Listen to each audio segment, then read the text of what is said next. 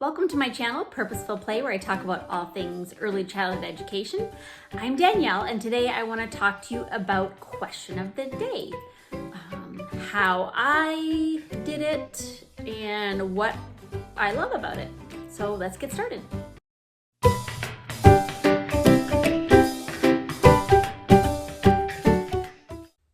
So to start off, what is question of the day? Well, it is exactly that.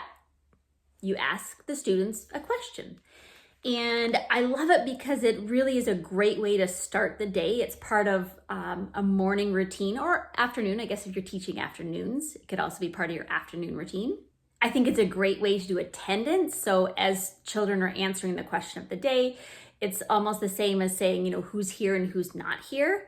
It's also, if you have families coming in and into the classroom and they're dropping students off or helping them put their materials away, it's also a great way for them to connect with their children and kind of have a starting point for a conversation when their children get home. So they can answer that question together, and then later in the day when the children come home, they can discuss it. And maybe the child has something to share that they learned about.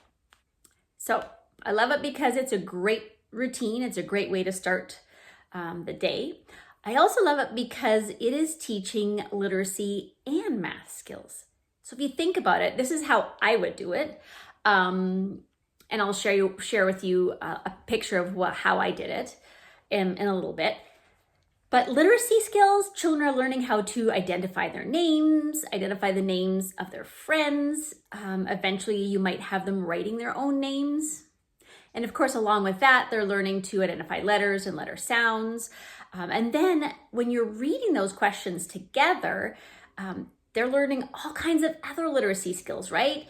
They're learning about the spacing between words. They're learning about punctuation. And they're learning about capital letters. And yes, even preschoolers can start to learn about those things. They're learning about reading from left to right. They're learning that reading words has a purpose. They're also learning math skills. That is, as long as you use the question of the day to actually do something with it and not just have the children answer it and then leave it. You can have the students count how many people gave this answer, how many people gave this answer. So you're doing that counting. You've got that number sense where you're comparing more than, less than.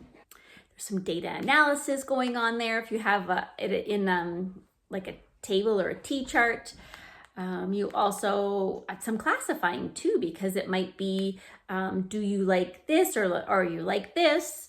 So you can talk about how you can classify or what the differences are between those things that you're asking about. I also love question of the day because it is a great starting point for your large group discussion. So if you ask a question, maybe you're doing a ball study and you ask the question, what animals play with a ball? That's a great discussion to have. So the children you can have two choices, a dog and a cat, or a lion and a giraffe. Or you can have children draw a little picture of which animal they think plays with a ball. And then it wouldn't be a Tchart kind of question. It would just be everybody answers the question.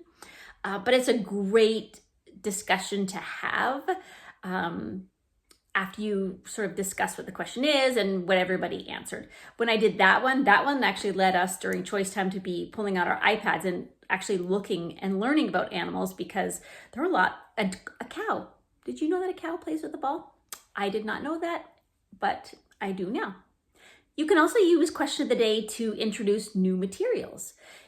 You could ask, do you know what this is used for? Yes or no. Or maybe painting, watercolors. Can we use these to make a picture?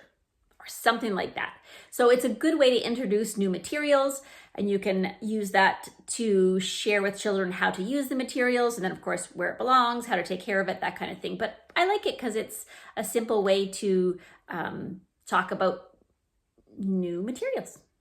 So there's lots of different ways to set up your question of the day. I have seen people use magnets. So they have their question may be written on a board, and then the children move a magnet with their name on it and answer the question.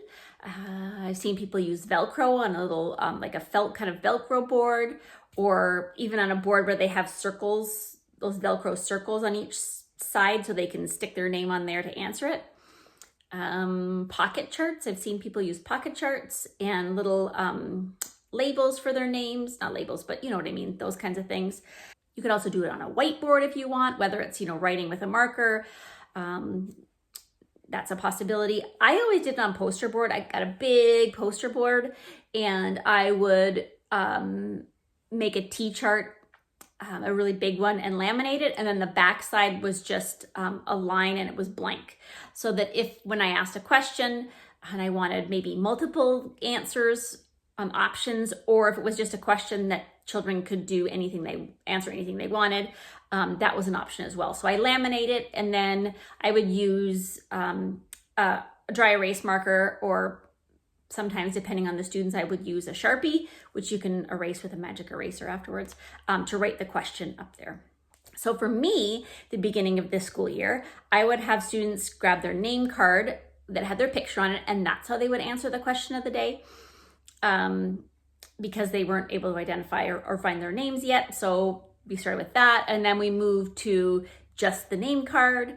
And then eventually we did it so that they had a little slip of paper. Actually, it started out bigger, and they would write their name and answer the question of the day. And then the slips of paper got a little bit smaller, and then they would answer the question of the day that way. So then, of course, that's another skill. They're learning how to write their name. And then there were times when I would have sticky notes, like I mentioned in that example of what animal plays with the ball, then they could draw something. And there were also times when I would put an item on the carpet at each person's spot, and they had to answer the question, is it a insect or not an insect? And they would each put their little thing and, or photo, could have been anything, and put it and answer the question that way. So then, of course, that's a great discussion to have. So you can use the question of the day also to get to know your students. What are their likes? What are their dislikes? What kind of things do they know about and not know about? Because as they're answering those questions, you're also discussing that with them as they're answering the question, but also during your large group discussion, you can talk about it as well. Write down in the comments how you answer, or you ask your students, or you start your day with question of the day. We'd love to hear how you do it. So that's it. Thanks for watching. If you like this video, give it a thumbs up. It actually really does help me a lot. It helps get my videos out to other people. And I appreciate you watching. Have a happy day.